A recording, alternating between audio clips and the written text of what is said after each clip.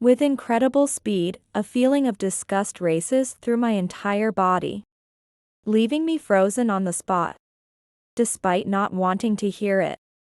The characteristic sound of a woman's voice during the acts of a man and woman regularly invades my ears. There's no mistake, Daniel is cheating on me right now, in our own house. Ugh. The voice from beyond the wall is vividly alive, and something wells up inside my chest, paired with my feeling unwell. I almost vomited but managed to suppress it with my hand and swallowed. What should I do? What should I do in such a situation? As I panic with teary eyes, suddenly the words of my mother-in-law come back to me. If you're ever in trouble, I'll definitely help you, just let me know. I shouldn't show her son's affair. But having no parents of my own, I couldn't think of anyone else to rely on. Frantically, I called my mother-in-law from my call history. After a few rings, I heard the familiar voice of my mother-in-law. Hillary? I was just... Mary. Your son is in big trouble. What? I interrupted the conversation and shouted. I am Hillary Thompson, a 33-year-old part-time housewife. Last year, I married Daniel, who is the same age as me. Daniel works for a well-known local company. He's what you'd call an elite. It's a bit embarrassing to say, but we met at a bar where Daniel hit on me. After finishing work and drinking with a friend, Daniel and his friend, who were also returning from work, approached us. Normally, I would instantly refuse a pickup, but that day, both my friend and I were drunk and cheerful. I thought it would be okay, just to drink together, and we ended up sharing a table. Perhaps due to tequila shots, Daniel and I hit it off, and we exchanged contact information. The day after Daniel contacted me, things moved quickly. And before I knew it, we were regularly dating. He's high-earning, a good talker, and not bad-looking either. He's experienced with women and acts very smoothly. At first, I wondered why he was single until 33. In the countryside here, most people marry in their 20s. It's rare for someone to be unmarried after 30. Maybe Daniel had no desire to marry at all. Or maybe, to him I was just a fling. Although I felt a bit hazy, I couldn't ask him. About 6 months later, I was suddenly proposed to by Daniel. It was an unexpected event, and my heart leapt with joy. I was so happy that when I responded to him, my true feelings accidentally slipped out. Actually, I thought you were the type who wouldn't marry, so I'm surprised. But I'm happy. Then, with tears of joy, I replied to him, but Daniel, without changing his expression, said, I've been married before. Well, it didn't work out. What? His response was so unexpected that several question marks popped up in my mind. What do you mean? Didn't I tell you? Upon pressing him further, it turned out that Daniel was indeed divorced. Moreover, he had gotten divorced the day before we met. I met you right after I became single. It just had to be fate. No, that's... I don't have any prejudice against divorcees. There are always compatibility and incompatibilities between people. However, honestly, knowing that Daniel approached me the day after his divorce gave me an indescribable feeling of mistrust. Normally, one doesn't switch gears that quickly from being a spouse. Above all, until now, I had no idea Daniel was divorced. That was what really stuck in my chest. Daniel himself didn't seem to care, but it was important to me. I wish he had told me such important things before we started dating. Perhaps it was apparent from my demeanor, but Daniel spoke with a troubled look. What's with that face? You're not going to say something like, I hate divorcees, right? Oh?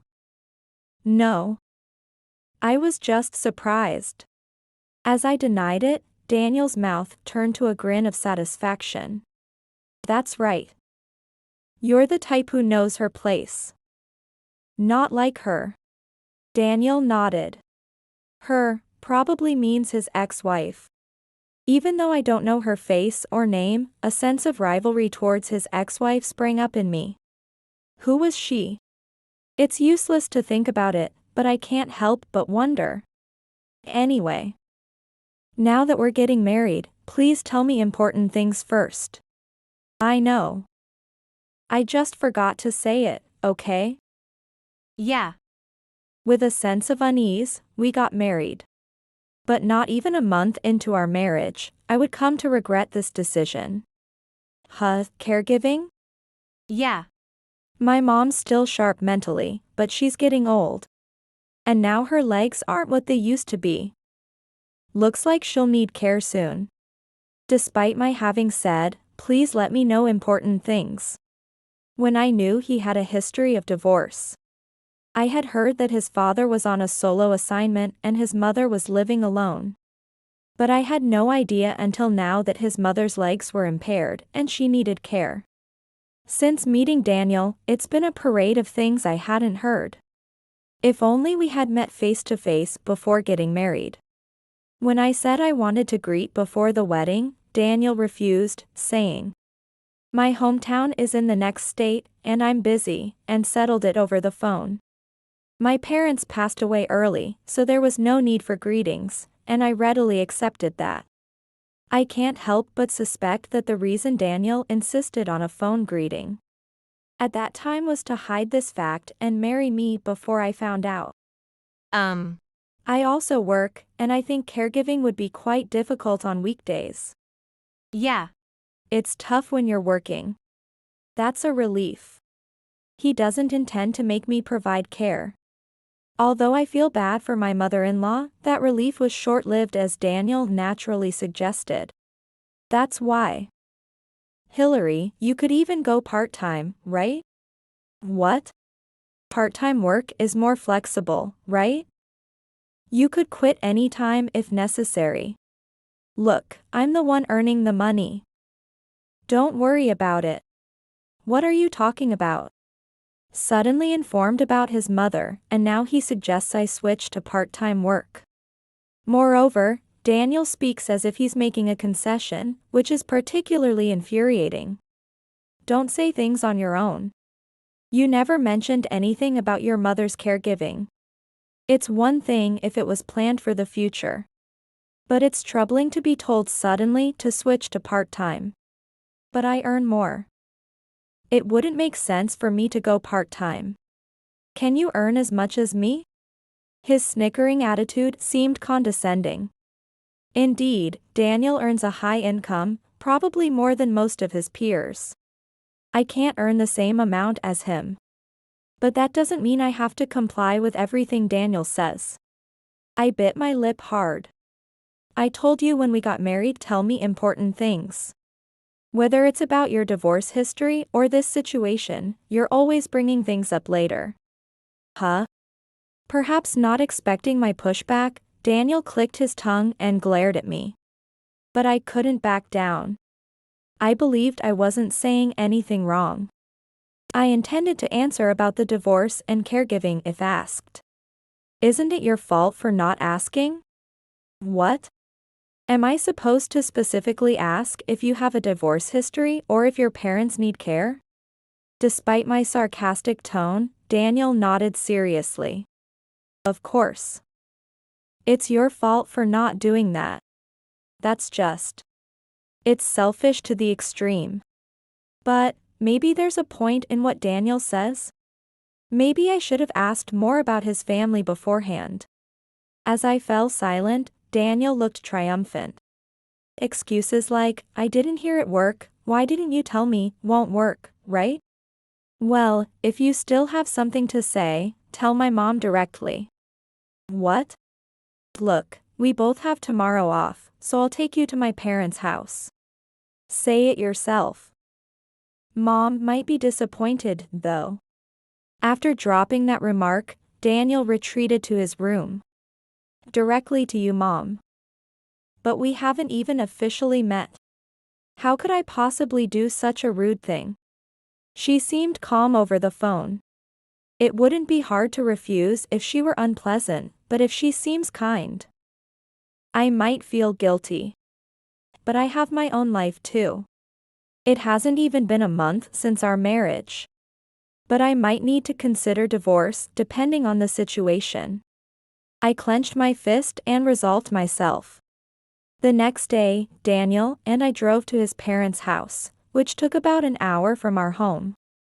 Upon arrival, his parents' house was a typical single-family home. Daniel confidently unlocked the door and I followed him inside. "Mom, we're coming in," he called as he opened the door to the back room. "Oh. Welcome." Sitting on the bed, the mother-in-law warmly waved at us. "Hello, nice to meet you. I'm sorry for being like this. I broke a bone a little while ago." "Oh no." It turns out, according to the mother-in-law, that she had a fracture and temporarily needed care. It's frustrating. "I want to walk on my own soon." Reacting to her words, Daniel turned around. "Huh? You can walk by yourself?" "Mom, didn't a doctor recommend a wheelchair?" "No. Just because I'm old. They said I might not be able to walk if I don't do rehabilitation." I sighed in relief. The caregiving story was a misunderstanding by Daniel.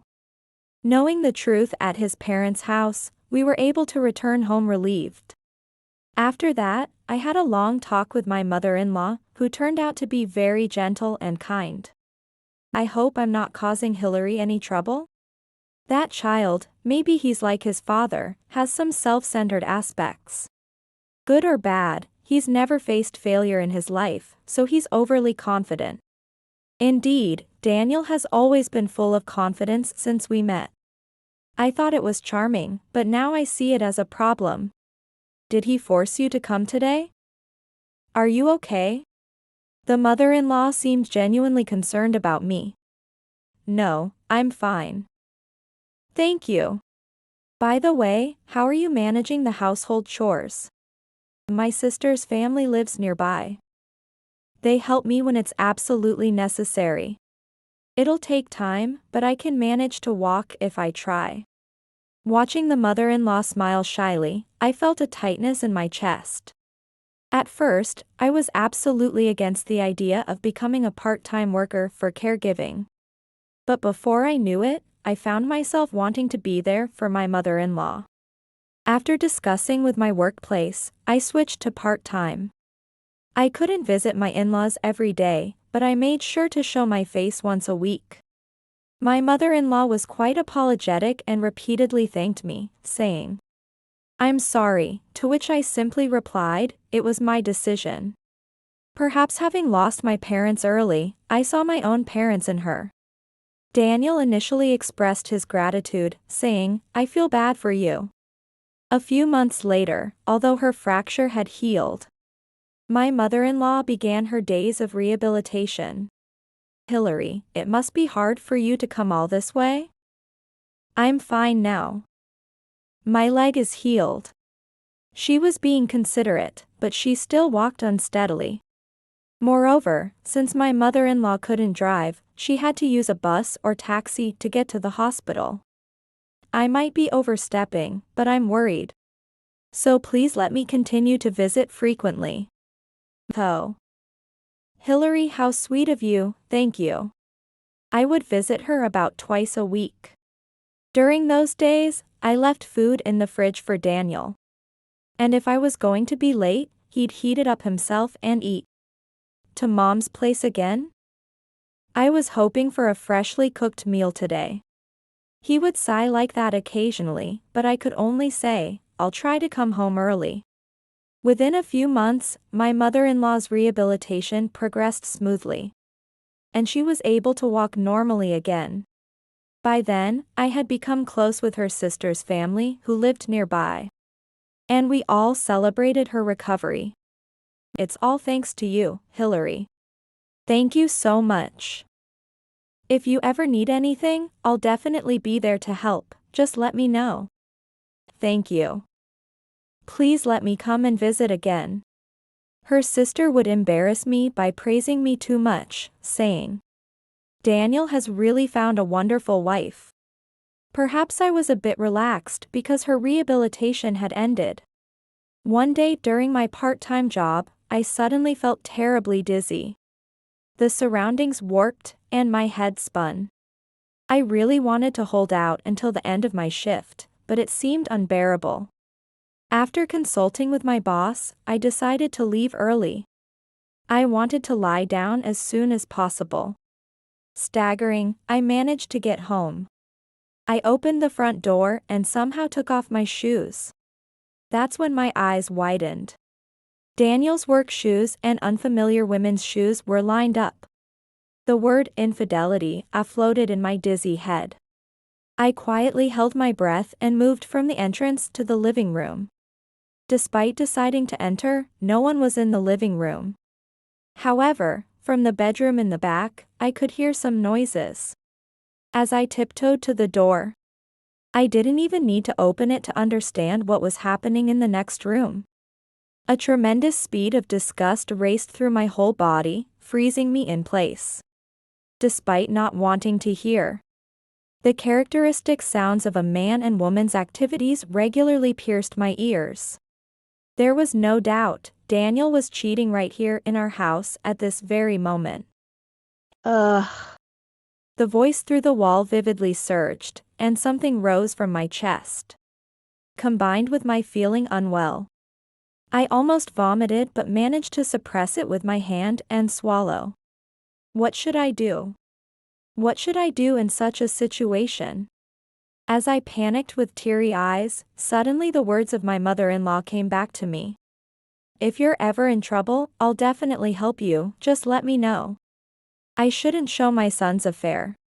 But having no parents of my own, I couldn't think of anyone else to rely on. I managed to get back to the entrance and, with trembling hands, I took out my smartphone and frantically called my mother-in-law from my call history. After a few rings, I heard the familiar voice of my mother-in-law. Hillary? I was just Mary. Your son is in big trouble. What? I interrupted the conversation and exclaimed. Then, while intermittently breaking up, I somehow explained the situation. My mother-in-law kindly responded and seemed to be trying to calm me down. What a thing, that stupid son. After telling everything, my mother-in-law sighed heavily on the other end of the phone. Mother, I'm sorry for suddenly making this call. I just don't know what to do. It's okay, Hillary. I'm coming right now. Please wait for me. Yes. After hanging up the phone, I gradually calmed down. Talking to my mother-in-law might have helped. She said she would come right away, but my mother-in-law can't drive. Even if she asked someone from her sister's family to drive her, it would take an hour from her home to ours. I don't know how long Daniel and his affair partner will be in the house. There's no guarantee they will wait for my mother-in-law to arrive. Moreover, even if they stayed until her arrival, by then, everything might be over. And they could act as if nothing had happened. If they just say, we were just having coffee at home, that would be the end of it. Without evidence, they could deny everything. Then, I need to gather evidence now. They are in the midst of their act right now. They surely wouldn't dream that I would come home early from my part-time job. If they are completely off guard, it should be easier to obtain evidence. All right, I can do this. After taking a few deep breaths, I returned to the living room. Just like before, I approached the bedroom door, where I could hear vivid voices. Perhaps because I was mentally prepared, although I felt nauseous and uncomfortable. I was not as shaken as before. Carefully, I started recording on my smartphone. The voice of the affair partner was loud, which assured me that the recording was going well. However, this alone might be weak as evidence of the affair. If possible, I wanted more conclusive evidence. Should I quietly open the door? No, if I open the door, they'll definitely notice. If they realize, it's over. The risk is too great. As I was pondering what to do, Daniel's smartphone on the living room table caught my eye. It was carelessly placed. Quietly, I picked it up without making a sound. The password is. Of course. Daniel often didn't lock his phone while at home, because he found entering the password troublesome. As expected, it wasn't locked now. I wonder if he ever imagined I would look through his phone. Since he didn't even lock his phone, he must have never suspected infidelity. Could it be possible to cheat and yet be so unguarded with his phone? Should I take this as trust, or is he underestimating me, thinking he won't get caught? I don't know what Daniel is thinking. But now, I can look inside his phone. I feel a bit guilty, but just a little. I checked the messaging app and call history. What lined up was a name, Emma. Emma. Could this be the name of the woman he's cheating with? In the messaging app, there were several exchanges between Daniel and Emma that clearly suggested they were meeting up secretly. I scrolled through their conversation and recorded it with my own phone. Phew, that should do it. After finishing up with the phone, I placed it back on the table just as the voices behind the door stopped. A rush of tension went through me. Could it be? If their activity had ended, one or both might come out at any moment. I tried to hide quickly, but it was too late. Huh? Hillary? Why are you here? I was spotted by Daniel, who came out naked. Daniel's mouth twitched nervously. Then, stretching languidly, a woman peeked out from behind him. I could have slept a bit longer. Idiot. Emma. Go back inside. Daniel silently tried to push the woman back into the room. But the woman called Emma seemed even more eager to come out. Huh? What's up, Daniel? Go to the bathroom quickly. I need to go too. She said in a cajoling voice and then looked at me and exclaimed. Oh no. Could it be the current wife? And who might you be? Ignoring her question, I asked coldly, and Emma smirked. I'm Emma, Daniel's ex-wife. Despite being in her underwear, Emma showed no shame. Despite presumably knowing I was Daniel's wife, she looked at me as if I'm the one causing them the trouble. This was Daniel's ex-wife. Glancing at Daniel, he was now wearing only his underwear and hanging his head in shame. Cut it out, Emma. Don't make things more complicated. Wait, Hillary, there's a reason for this. It's not what it looks like. A reason for coming out naked from the same room with your ex-wife during the hours you should be working? I'd love to hear it. That is. Daniel's eyes darted around. What's the matter? Hurry up and tell me. It's not cheating, right? There must be a legitimate reason. Well, if you say legitimate. I'm stumped. As Daniel was lost for words, Emma chimed in from behind. What a crazy bitch. It's just cheating, what's the big deal? What? That's not okay, at all. Was this her justification? I grimaced in disbelief, and Emma laughed as if enjoying the situation. Because, it's different from being serious, right? If it's just cheating, he'll eventually come back to you. Isn't that good? In other words, she suggested that indulging in affairs and then casually returning to a safe marital home was acceptable. That's just disgusting, infuriating, and not okay, at all. Disgusting? Emma tilted her head in a questioning gesture. She seemed older than us, but how old was she, really? Yes, disgusting. Even now, hearing voices I never wanted to hear nearly made me vomit. What? Hillary, you've been back since then? Why didn't you say something? That's sneaky. Sneaky. Daniel was panicking and flustered. While both seemed oblivious to common sense, unlike the unabashed Emma, Daniel seemed aware that he was doing something seriously wrong. His mouth moved as he searched his brain for some excuse or something to counterattack with, though surely nothing could justify his actions. After all, cheating at home was beyond unreasonable. Caught in the act, and yet, I hadn't even received an apology. There was only one path left for me to choose. I want a divorce. What? Why? Why do you think we shouldn't? I'm done, I can't take this anymore. As I said this with a sigh, Daniel glared at me sharply. What's that supposed to mean, just a part-time housewife? Who do you think allows you to live so comfortably? Just as he screamed in a frenzy, Daniel violently swung his arm up. Dangerous. It's going to hit. I braced myself for the impact, but before it could happen, the living room door burst open. To my surprise, it was my mother-in-law and her sister's family who appeared. Daniel. What were you about to do? Tell me. You stupid son. Daniel let out a small scream and then plopped down on the spot. Mom? And why are Auntie and everyone here? We heard you were acting like a heated monkey at home. Oh, how shameful. Her daughter and son nodded in agreement. Seeing his aunt, Daniel's face turned pale. Despite being pale, his forehead was slightly sweaty. He seemed very disturbed.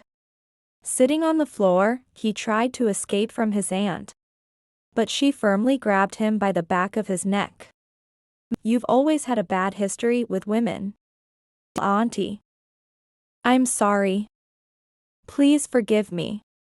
Daniel, who is usually arrogant and confident in front of everyone, somehow shrinks and curls up like a pill bug in front of his aunt. Moreover, even Emma seemed frightened. Is my aunt-in-law really that scary? Sure, she is straightforward, but during the few months I've seen her, I never found her intimidating. As I pondered this, the reason soon became clear. I'll tell this to your uncle as well. You better start looking for another job quickly. At her words, Daniel's complexion changed. No, please, Auntie. Wait. Please. Daniel's face turned even paler as he panicked. For some reason, he knelt down in front of his aunt and began to prostrate. That place is my calling. Please, I beg you, spare me. I watched in astonishment as Daniel nearly cried. Suddenly, standing next to me, my mother-in-law whispered in my ear. Actually, my sister's husband is the president of Daniel's company. What? My voice cracked in surprise. All that confidence, and Daniel was a nepotism hire. He looks good on the outside, but he's not so smart. He barely graduated from college, and he couldn't get a job offer from any other company. Apparently, his aunt's husband rescued him when they were wondering what to do. Despite boasting about his high income, he was a nepotistic hire. As I was still in shock, Daniel staggered over and spoke to me. Hillary, this is terrible. Auntie won't forgive me. Well, you reap what you sow, don't you think? If it continues like this, at best I'll be demoted. Or even fired. At my age, if I get fired, I won't be able to get into a decent company again. It's more about Daniel's abilities and personality than his age. But I just listened silently to him. So, I have a proposal. A proposal? When I asked again, Daniel nodded with satisfaction. Somehow, Auntie likes you. So, you should plead with her to let me stay at the company. He declared it as if it were a great idea, leaving me confused. Why should I? Aren't spouses supposed to support each other? Don't worry, I'll look for a job too. I'll find one quickly. No, that's not the point. That's completely off the mark. How can he be so self-centered? I took a deep breath and firmly told him. Daniel and I are getting a divorce, and soon we'll be strangers. Spouses should support each other, yes. But I have no intention of spending another moment of my life with you. No. But.